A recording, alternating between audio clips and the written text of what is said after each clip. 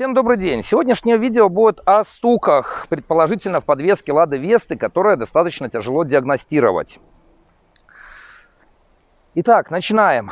Это видео такое сложилось из клубной практики. Ситуация такая. У вас автомобиль Lada Vesta, при проезде неровности раздаются стуки.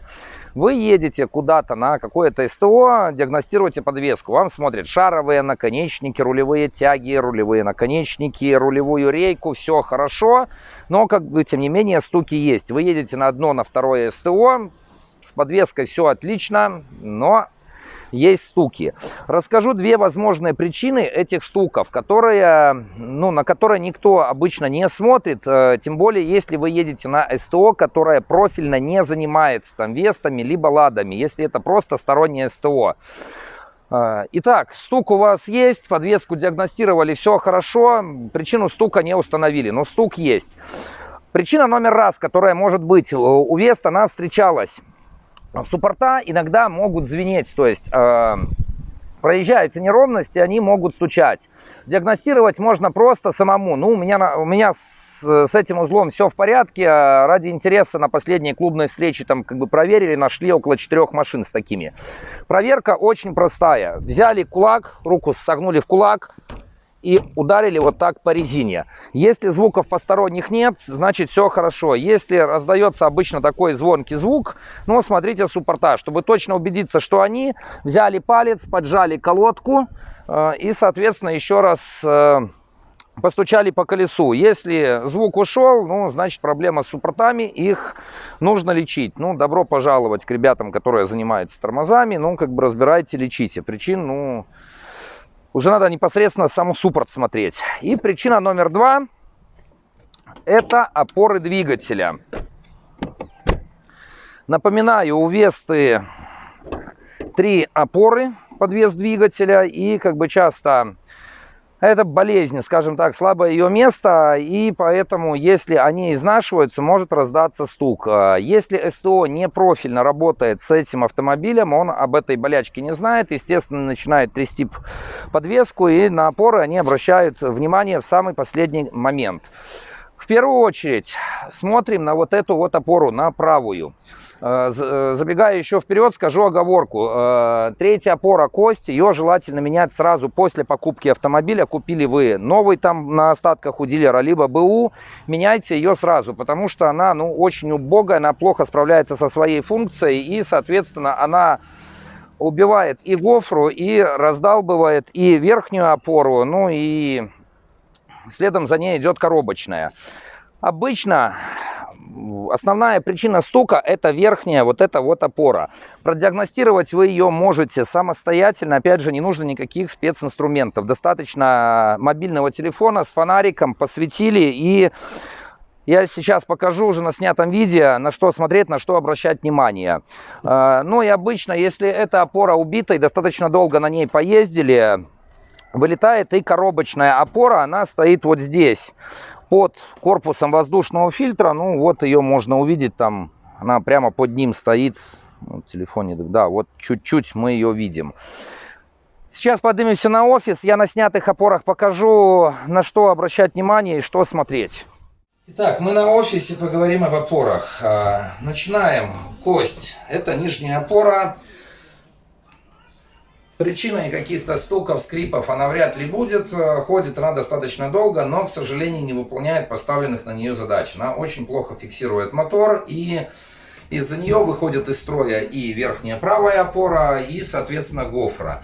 Сейчас я чуть попозже подскажу, на что менять. Верхняя правая опора абсолютно новая, заводская. По конструктиву. В нижней части она жестко зафиксирована, в верхней части она просто вставлена в корпус.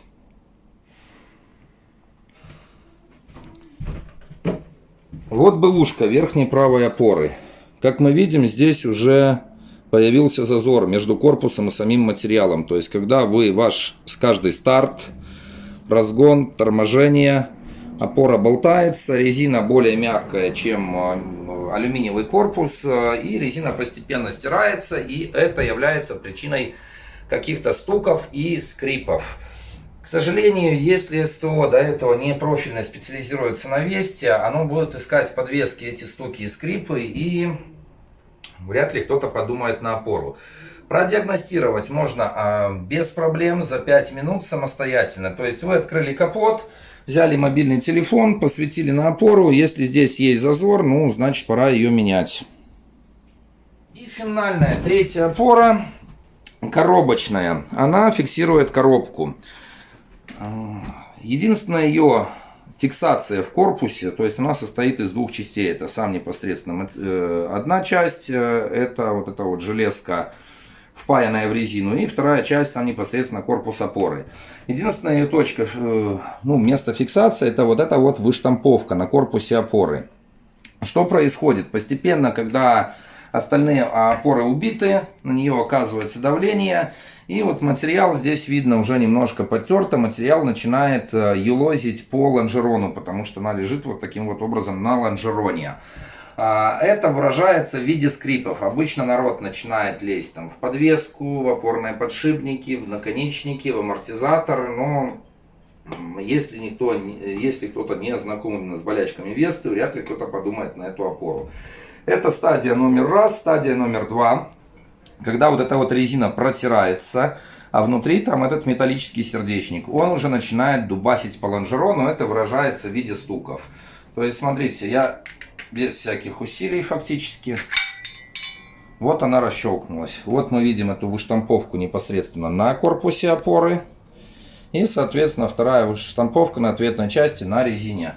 Это единственное, что ее держит. Вот точно так же я ее, в принципе,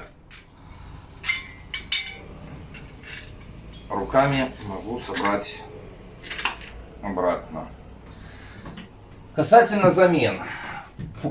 По кости меняем снова, дольше проживут остальные опоры, дольше проживет гофра. На мой взгляд, самый на данный момент толковый заменитель, аналог, это опора технологии будущего. Она достаточно жестко фиксирует двигатель и не дает лишних вибраций. Плюс, если говорить о Весте, у нее несколько несоосное крепление этой опоры. И здесь в комплекте лежат шайбы, которые позволяют эту несоосность ликвидировать. Касательно верхней правой опоры, вот наша восстановленная белорусская. Здесь резина заменена на полимерный материал. И верхняя вот эта часть, которая здесь просто в заводской опоре вставлена в распор, здесь она приклеена к корпусу.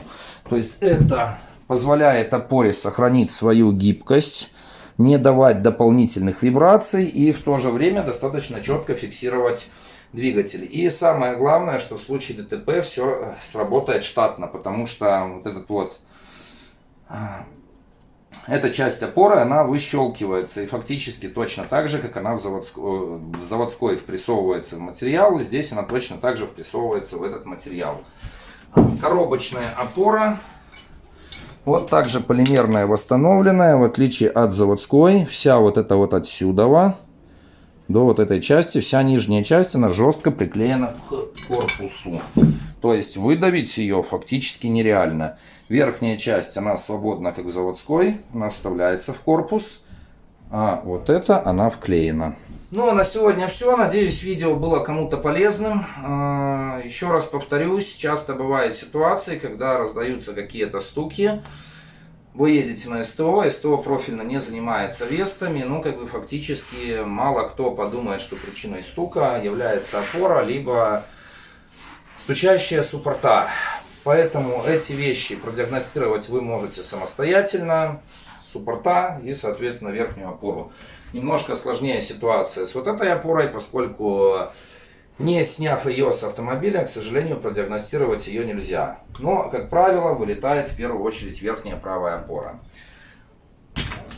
На сегодня все. Всем хороших выходных. И также хотелось бы просьба. Попробовал я недавно масло, такую продукцию компании Cooper. Может, ребята, кто-то пользовался, кто-то сталкивался, напишите, пожалуйста, отзывы. Я ее сейчас катаю, тестирую, наверное, об этом сделаю ролик, посоветовал мне одноклубник. Ну, пока испытываем это чудо. Если вы с этим сталкивались, напишите, пожалуйста, в нашей группе ВКонтакте. Ссылку на нее оставлю в описании. Всем счастливо, хороших выходных.